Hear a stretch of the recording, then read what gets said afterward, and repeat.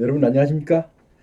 아, 오늘은 그 어르신들께서 가장 질문이 많았던 내용, 지난번에 한번 비슷한 방송을 한 적은 있습니다. 그러나 질문이 지금까지 방송이 나가고 나서 저에게 질문이 들어온 것을 중심으로 해서 간략하게 좀 살펴보겠습니다.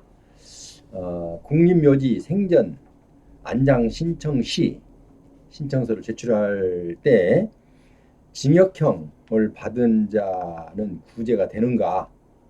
구제가 되는가? 징역형 받은 자 구제는? 하고 이제 제목을 이렇게 달았어요. 자, 근데 구제 사례를 보면요.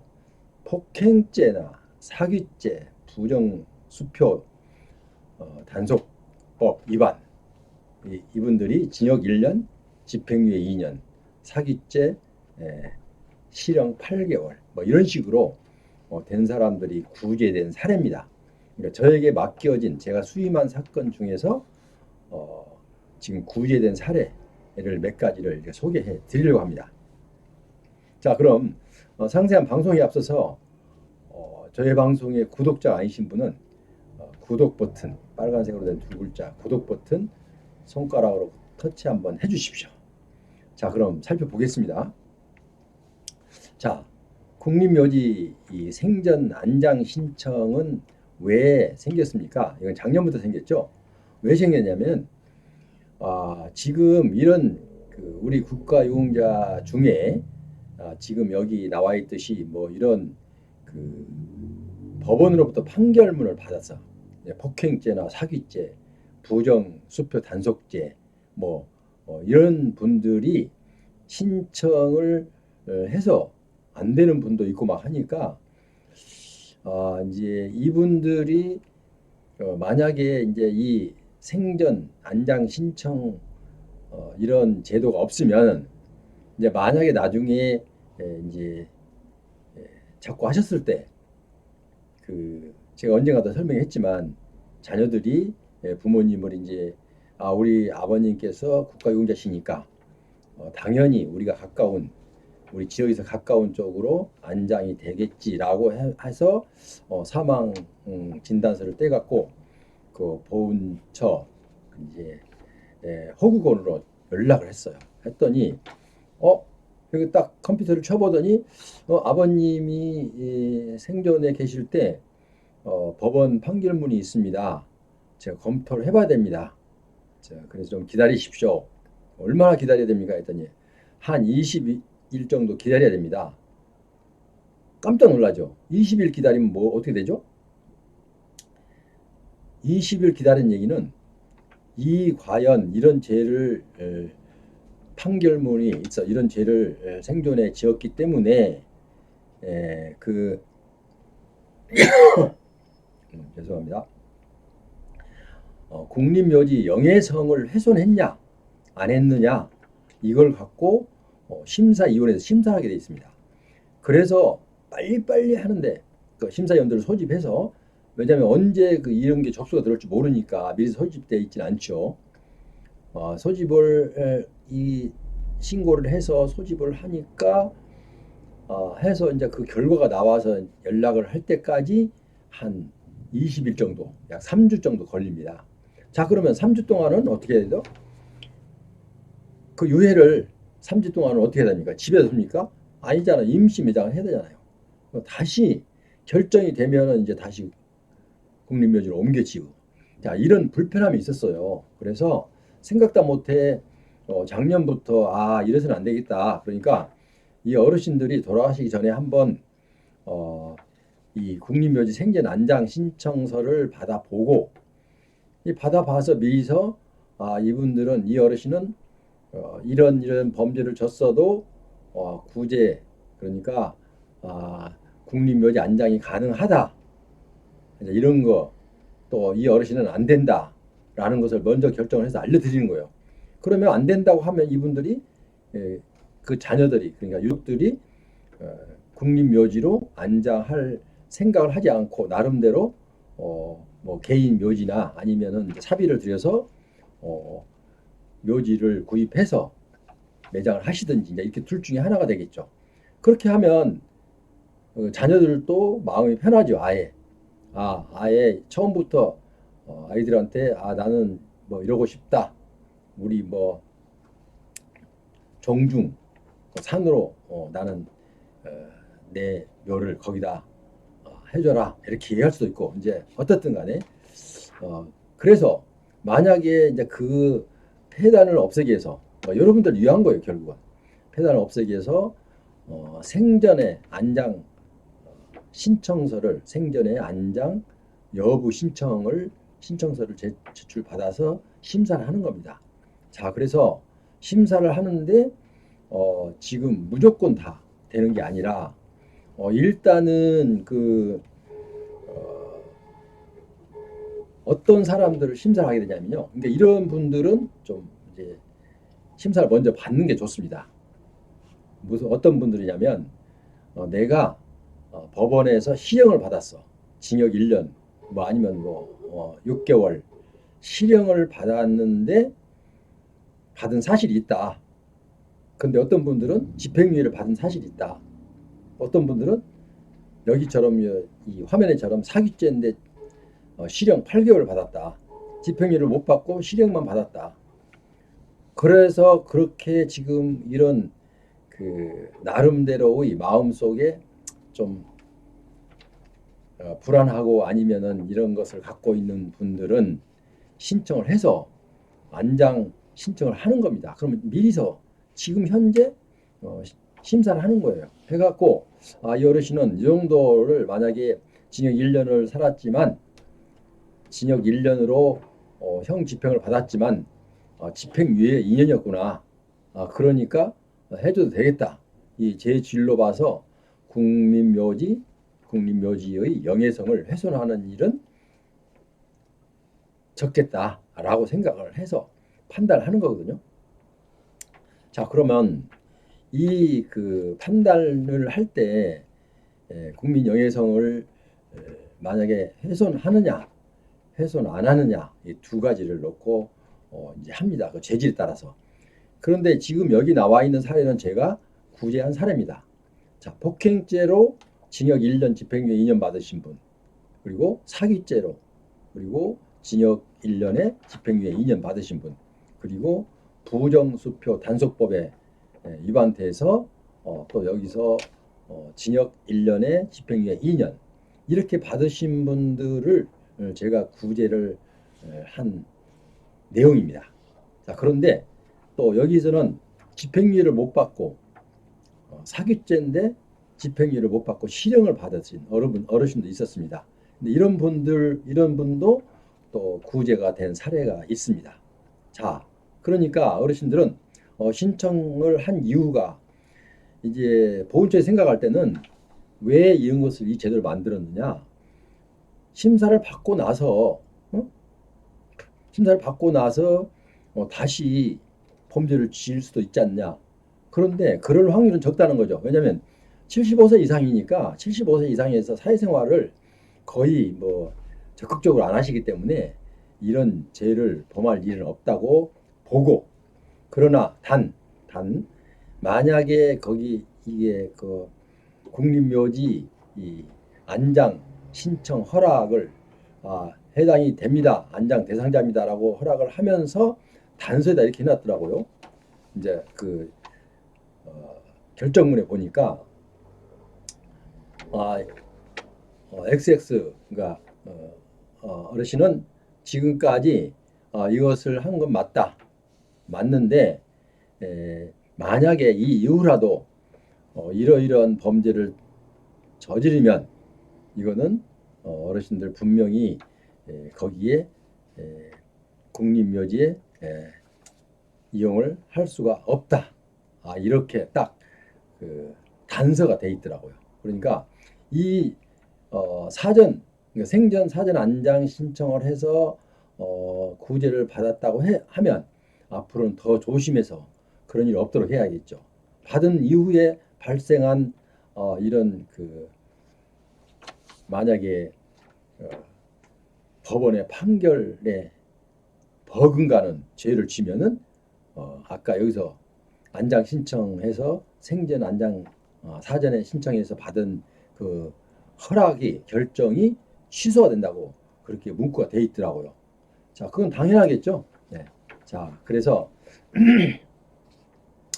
그러면 여기 나와 있듯이 폭행죄나 사기죄나 부정수표 단속법이나 등에서 징역 1년을 징역 1년을 받고 집행유예 2년 선고된 사례를 보니까 이렇게 구제가 되더라. 무조건 100%된 건 아닙니다. 안 되는 경우도 있어요. 왜냐하면 그 내용이 판결문 내용에 따라서 달라집니다. 여기 나왔다고 뭐 집행유예 2년, 징역 1년에 집행유예 2년이니까 무조건 된다. 이건 아닙니다. 아니고 집행유예 징역 1년이나 집행유예 2년이나 하더라도 그 내용을 보고 이분들은 뭐 이거는 도저히 명예성을 훼손한다고 볼 수밖에 없다라고 하면 안장 신청서를 거부하는 겁니다. 자, 그리고 또 사기죄 같은 것도 좀 뭐 재질이 뭐 좋은 건 아니지만 8월에 실형을 받은 사람도 이번에 구제가 됐어요. 8월에 집행유예가 없는데도 이게 집행유예가 있는 거하고 없는 거하고는 천지 차이입니다. 그래서 실형 8개월은 집행유예 징역 뭐 1년 반 집행유예 2년보다도 더 큰 겁니다. 사실은. 왜냐하면 가서 실형을 살아야 되잖아요. 집행유예는 2년만 지나면 그 죄가 없어지는 거죠. 실형을 안 살아도 되죠. 그 큰 차이죠. 그러니까 이 실형을 면하려고 보통 지금 일반인들도 그렇잖아요. 형사범이 되면은 변호사를 막 그 사고하는 사람들 보면은 실형을 면하고 싶은 거예요. 실형을 가서 8개월, 6개월 살면은 살다 나와야 되잖아요. 그러니까 그걸 면하기 위해서 집행유예를 받기 위해서 변호사를 삽니다. 그런 거 여러분 뭐 다 잘 아시겠죠. 자, 그래서 어쨌든 그럼 어떤 사람이 신청할 수 있느냐? 제가 이제 그 하단에 붙여놓을 거예요. 더보기란에 붙여놓는데 간단히 보시면은 여기 나와 있지 않는 거 생전 안장 신청 자격에 대해서 잠시 설명할게요. 물론 지금 제가 설명을 듣고 잊어버리면 그 하단 더보기란을 클릭하면 여러분 보실 수 있습니다. 신청일 현재 만 75세 이상, 만 75세 이상이어야 국가 및 참전 유공자여야 됩니다. 월남이나 그 유교 참전 유공자도 해당 가능합니다. 신청 가능합니다. 참전 유공자는 안 되나 이렇게 생각하지 마시고 참전 유공자도 신청이 가능하다. 만 75세 넘어야 된다. 왜? 75세가 넘으면 앞으로 남은 여생에서 이렇게 큰 죄를 재판을 받을 정도로 큰 죄는 질 가능성이 적다. 이렇게 보는 겁니다. 자, 그 다음에 징역, 그 다음에 대한민국 국적을 가져야 되고요. 이제 물론 이중 국적 가진 사람 많죠. 미국에 있는 국적. 자, 그리고 대한민국 국적을 가져야 되고 자격은 그 다음에 금고 이상의 형 선고제를 받아야 돼요. 금고 이상의 형 선고를 받은 사람만이 생전 안장 신청을 할 수가 있습니다. 그러니까 그 이하에 받은 사람들은 일단 신청 자격이 없습니다. 그다음에 병적 기록 이상자. 병적 기록 이상자는 뭐 탈령하거나 아니면은 이렇게 그 버금가는 죄를 졌을 때 그때도 해당이 그 이상을 가지면은 여기 신청을 할 수가 없습니다. 자, 다시 한번 보면은 신청은 현재 만 75세 이상으로서 국가 및 참전 유공자여야 된다. 그 다음에 대한민국 국적을 가진 자여야 된다. 그 다음에 금고 이상의 형을 선고받은 자여야 된다. 그 다음에 병적 기록 이상자여야 된다. 자, 이런 거는 지금 내가 안내했듯이 그 정도 갖고 거기에 해당되신 분들이 신청을 할 수가 있다. 75세가 작년에는 85, 그 전에 초년도에는 80세까지 했는데 신청한 사람이 없었어요. 그래서 75세로 낮춘 겁니다, 지금. 그래서 여러분은 이 내용을 아시고 혹시 내가 지금 그 징역형을 받은 사실이 있는데 나만 알고 있는 거예요. 그러니까 남은 몰라요. 있는데 이런 사실이 있는데 내가 이거 신청해도 될까?